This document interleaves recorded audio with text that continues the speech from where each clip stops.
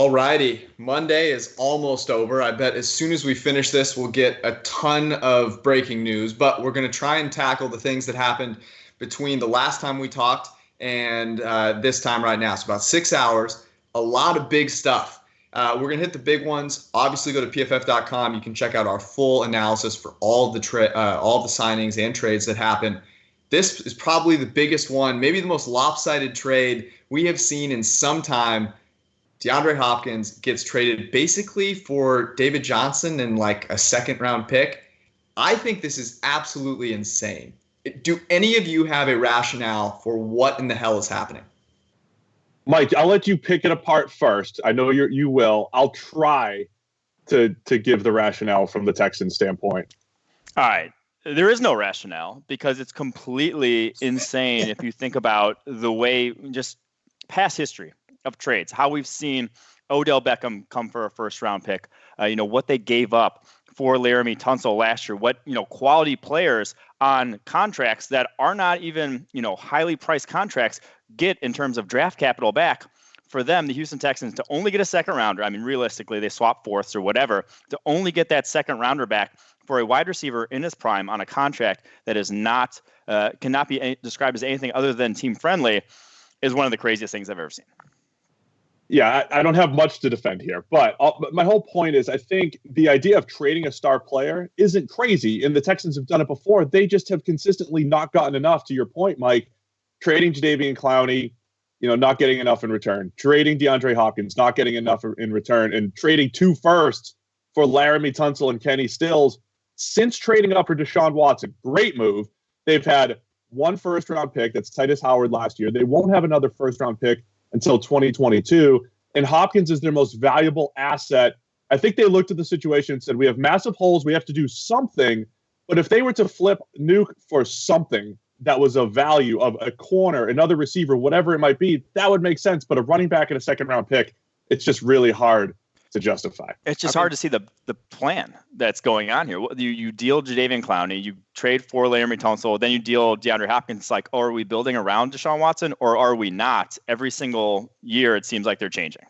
What I can't understand is you say you need draft capital, but all you're bringing in is a second-round pick, and you say to yourself, okay, well, now what do we need? Well, you kind of need receivers because Will Fuller is a huge question mark, and you just let the second most valuable receiver, according to PFF WAR, over the past 5 seasons go. I mean, that's ludicrous to me. It doesn't make any sense.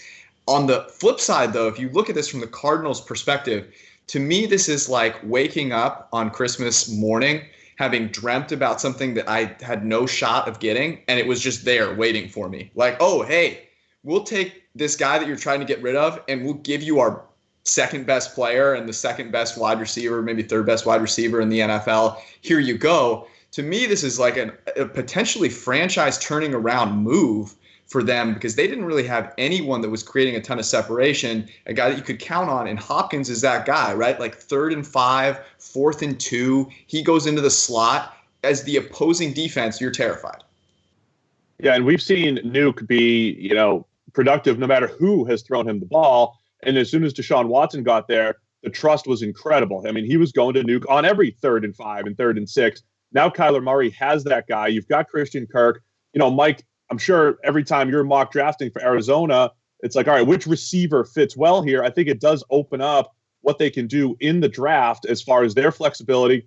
Now giving up that second-round pick, I would love to see them trade down and add more assets, but it opens up what they can do. They don't have to force a receiver pick and really try to get those weapons around Kyler at the top of the draft.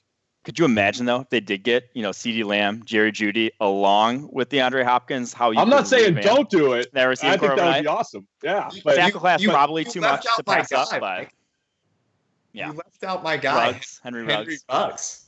Get a little speed on the outside. I mean, the potential for them to add, now when you look at their offense and you go, okay, they're going to add another piece in the draft, it has a different feeling, right? It has a feeling of, oh, wow, now you're just adding a little bit of luxury here. If they can all of a sudden help their offensive line pass protect at somewhere near an average, rate, that's phenomenal for them because now they can win at multiple positions at the receiver position. So I think this is a huge move for the Arizona Cardinals. You guys agree with me? And then we're going to transition into another trade. I'm going to try and keep my clothes on here as a person from the San Francisco Bay Area. The 49ers trade DeForest Buckner shortly after signing Eric Armstead. They trade DeForest Buckner for the 13th overall pick to the Indianapolis Colts. Mike, I am curious from your perspective. You have spent a ton of time analyzing this draft. Is there any reason why the Colts might value 13 not a whole lot? Like, it seems like this is a crazy trade. What are they looking at the 13th pick? Why would they make this trade?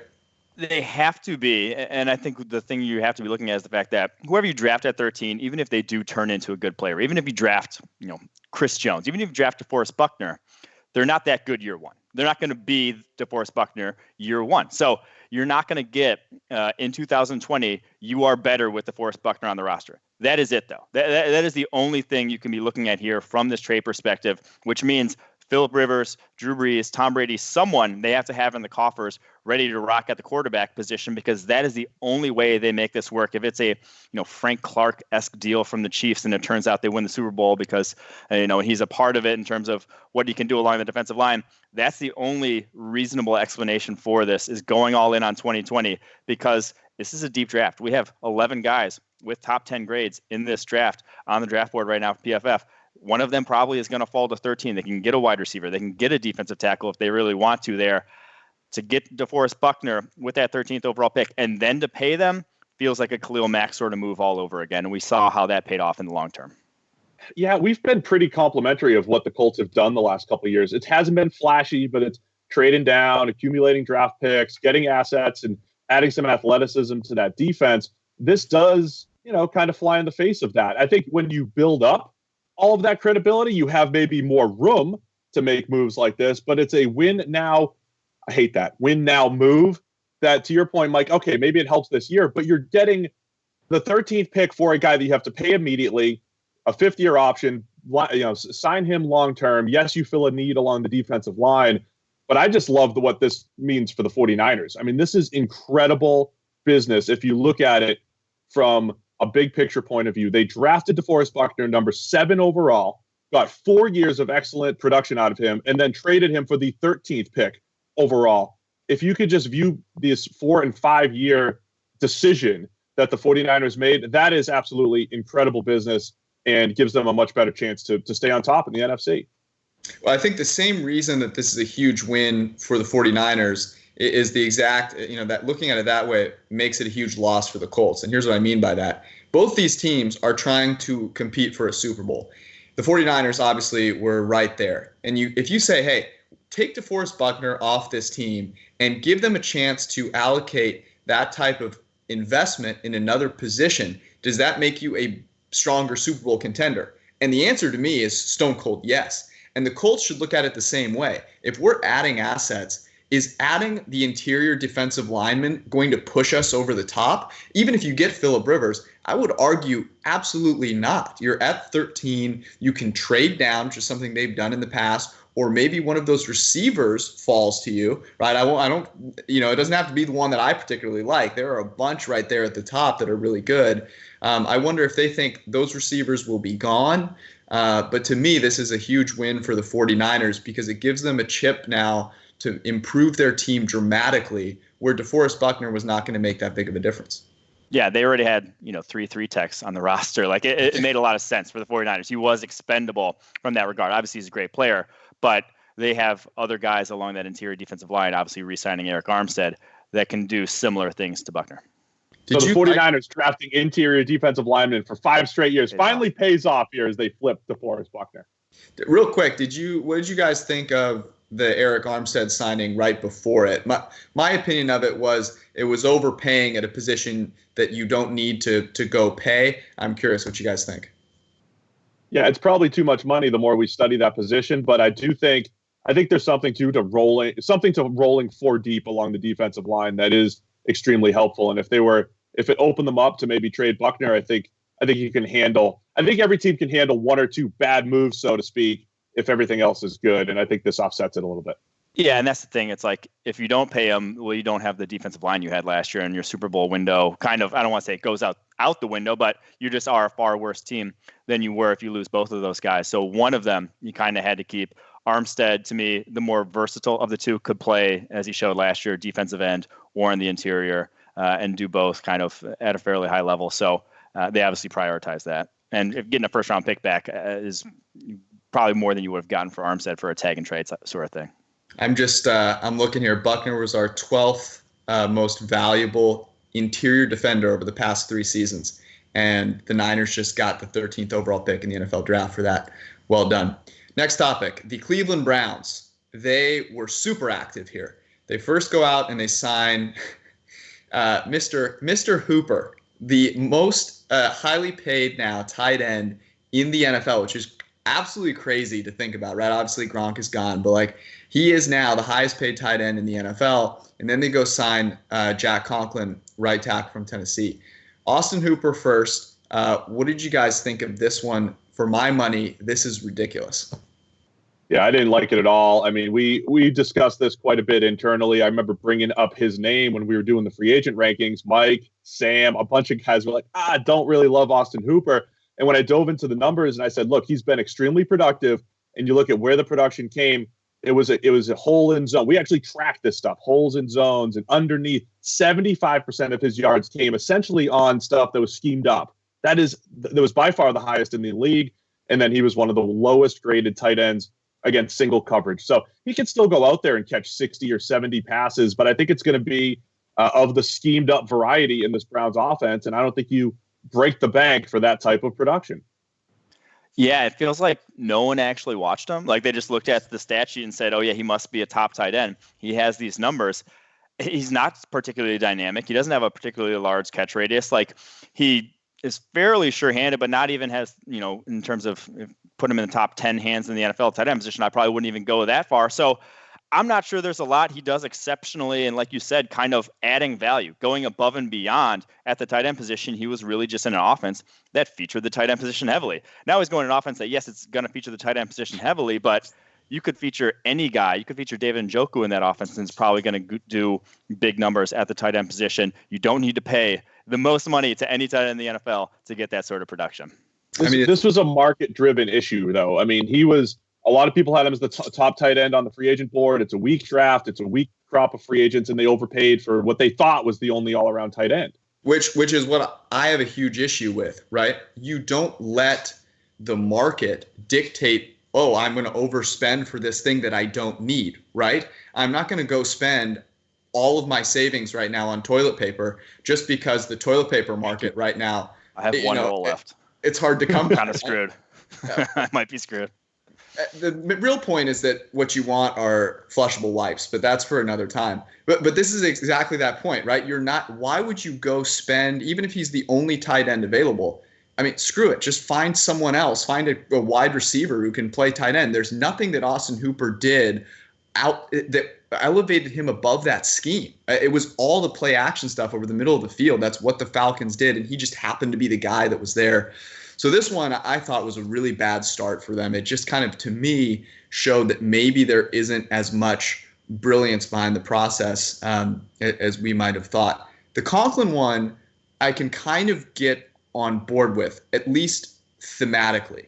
And that is, I want to draft left tackles and sign right tackles because of the discrepancy in pay. I'll let you guys kind of tell me, what do you think as far as whether he's played well enough to at least deserve, a decent right tackle salary? Yeah, Conklin was really good last year. We see the top 10 rank and grade. He's been a top 10 most valuable tackle the last couple of years. I think excellent run blocker. He's been just okay in pass protection. It's another one of those, the market kind of dictating the fact that he's by far the top right tackle on the market. It's a really good draft class of tackles. I still think the Browns are going to be in the mix for one of those top tackles in the draft. And they probably overpaid just a little bit. I think it's going to help their run game. It should be at least a little bit of an upgrade in pass protection, but it's a lot of money for that particular move. I like Conklin overall, though.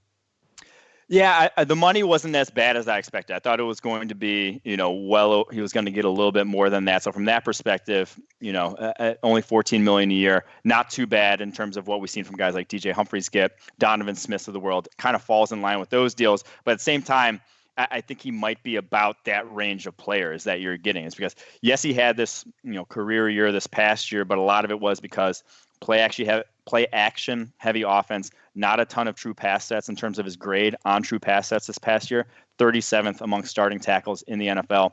Not great. If he's in a more, drop back passing offense, I think we could see it get ugly. I mean, there's a reason why the Titans declined that 5th-year option back, way back last offseason and let him hit free agency. It's because he has injury issues, because he's been a little inconsistent over the course of his career. So yes, it's better than nothing at the tackle position, but it might not just completely solve your pass protection woes. Yeah, if you're going to overpay one position, I would at least like it to be a tackle versus a middle-of-the-road tight end. But I understand what you're saying. The other move, of the other tackles that are getting paid, I mean, they're getting paid just for showing up to work the last few years. At least Conklin's played pretty well. That's a good point. Hey, I show up to work. It's not Eric Flowers. I'm not getting I'm not getting 20 mil. Real quick, they just signed Case Keenum. We're not going to spend a ton of time on this. I'm curious, what are your thoughts? Over, under number of starts Case Keenum makes at let's make it 2. You going over or under? Under for the bridge, Keenum. Under. Mayfield. All 16. Same. All right, next topic here. We've got the Dallas Cowboys. This is almost more about what they have not done. But let's take the totality of their moves leading up to this point involving Dak, Amari, Zeke, DeMarcus Lawrence, Byron Jones. Do you like what the Cowboys have done thus far? No, it all started with the Zeke thing. I mean, DeMarcus Lawrence decision too, fine. But, starting with Zeke, essentially getting him locked up instead of a Dak or instead of Amari, I think that was a huge mistake. I mean, we saw Dak he's that middle tier guy that is always on the cusp and is going to make you, think twice about, do you want to be tied to him or can you replace him pretty easily? I think at least last year showed you can build an explosive offense behind Dak, and you can build an explosive offense behind him when Amari Cooper's out on the field. So you have the pieces, you have the money to pay those pieces, and the fact that they didn't and put it into running back resources, I think they're paying for it right now today.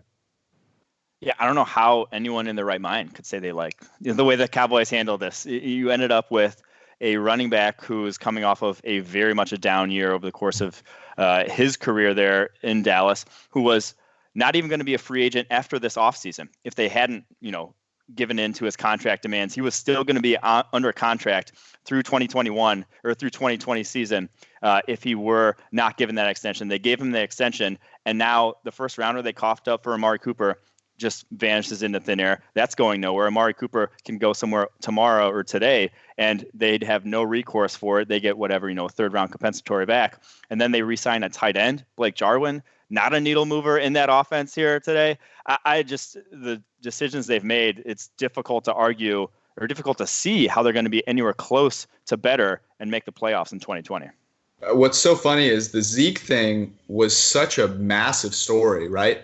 And that was with 2 years left on a deal that, right, he was a top 5 pick. That deal was solid. It wasn't as if he wasn't getting paid money, and they just kowtowed to Zeke Elliott. And now they're sitting here in the year 2020 having no idea whether they're going to be able to retain their quarterback and best receiver. And it brings me back to when they made that trade for Cooper. And it was like, well, look, they're getting a young guy. They're going to re-sign him. This is totally worth it. And now you're looking back at it and you're like, hey, man, a first-round pick kind of sounds nice because now all these teams can go bid on him. As you said, Mike, that price for Amari Cooper is going to be really, really high.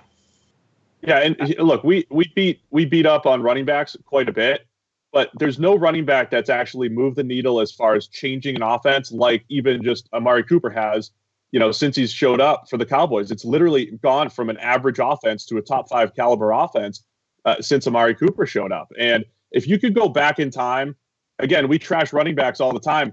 If they could have stepped away from the Zeke thing and said, you know what, the NFL still values him. What if we trade? Like if they traded Zeke a couple of years ago and some team gave up a first or whatever they got for him, and then signed Dak and signed Amari, they could be in incredible shape right now. riddle me this. Why didn't they trade him for DeAndre Hopkins? Well, they easily could have done that. I mean, they should have just drafted Jalen Ramsey instead of Zeke Elliott too, but I don't want to go back that far, you know? Let's try and fix them. So if you were going to turn this around, what would be the next couple of moves that you'd make for Dallas? There is none. Like, I don't think you can try, but like, you don't have a ton of cap space at this point. You can't go out and sign, like, you're not going to fit Byron Jones and Amari Cooper. And I don't think there's fixing in terms of you're losing a blue chip player at two incredibly valuable positions. One at least. You're probably going to lose one of those guys. You don't just fix that with, a couple of free agents here and there. You got to hit on some draft picks and hit on, multiple in this year and next year's draft.